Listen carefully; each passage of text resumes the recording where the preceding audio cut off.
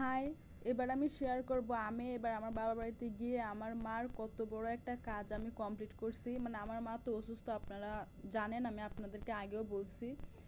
তো ঘরে 2-3 বস্তা ধান ছিল, মা বলতেছিল যে এই ধানগুলা ভাঙাবে, মানে একটা মেশিন আসছে অন্য বাড়িতে।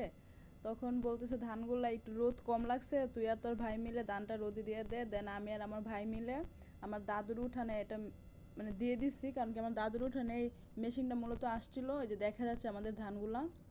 দেন আমি আর আমার ভাই বসেছিলাম আর একটু পরপর ধানগুলোকে উল্টে পাল্টে দিচ্ছিলাম যেন তাড়াতাড়ি শুকিয়ে যায়। এতে আমার মা বললো যা গিয়ে খাঁচিগুলো নিয়ে আয়। দেন আমি আসলাম আমাদের বাড়িতে, নিয়ে যাচ্ছি আমি আর আমার ফুফু, এই যে এটা হচ্ছে আমার পিচ্চি ফুফু।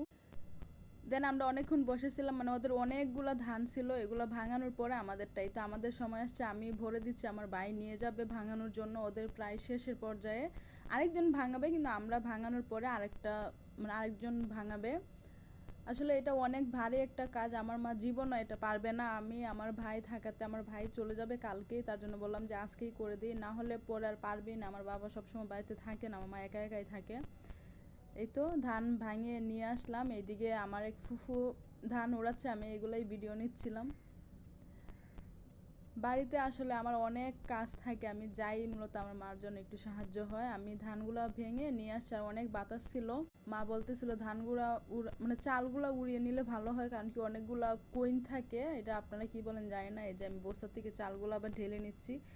এর মধ্যে আইসক্রিম নিয়ে আসছে, সবাই বলতেছে আইসক্রিম খাওয়া। দেন আমি সবাইকে একটা একটা করে আইসক্রিম কিনে দিচ্ছি, তো আমরা সবাই মিলে খাচ্ছি। মোটামুটি ভালোই ছিল। আসলে এইসব আমরা আগেই খেতাম, এখন এগুলার নাই বললেই চলে, অনেকদিন পরে পাইছি। আর এখানে কি মাপা হচ্ছে, আসলে আমাদের গ্রামে একটা সমিতি হয়েছে, ওই সমিতি থেকে আমার মা চাল আনছিল, মনে করেন 1 মণ চালে 1.5 মণ দিতে হবে, এটাই দেওয়ার জন্য মূলত আমরা চালগুলো মানে ধানগুলো ভাঙাইছি। এখানে সবগুলো মেপে নেওয়া হচ্ছে, আমি দাঁড়িয়েছিলাম ভিডিও করতেছি। এর মধ্যে আবার বৃষ্টি নেমে গেছে, তাড়াতাড়ি করে ঘরে নিছি, আবার বৃষ্টি কমছে, আবার বাহিরে নিয়ে আসছি। আসলে বাড়িতে গেলে আমি ফ্রি থাকতেই পারি না, কোনো না কোনো কাজ লেগেই থাকে। যে আপনাদেরকে দেখাচ্ছি, আমার বাবা এখানে ঘর তোলার জন্য মাটি ফেলাইছে। দেন অনেক পানি, আবার বৃষ্টি আসতেছে। এই তো বললাম না, বৃষ্টি শেষ হওয়ার পর আবার নিয়ে আসে, যে আবার করতেছে। আর এইগুলো হচ্ছে আমাদের মানে যেগুলো অবশিষ্ট ছিল বাকি, এগুলো হচ্ছে পিঠা বানানোর চাল, এগুলো আলাদা, এগুলো আমি ঝেড়ে নিচ্ছি।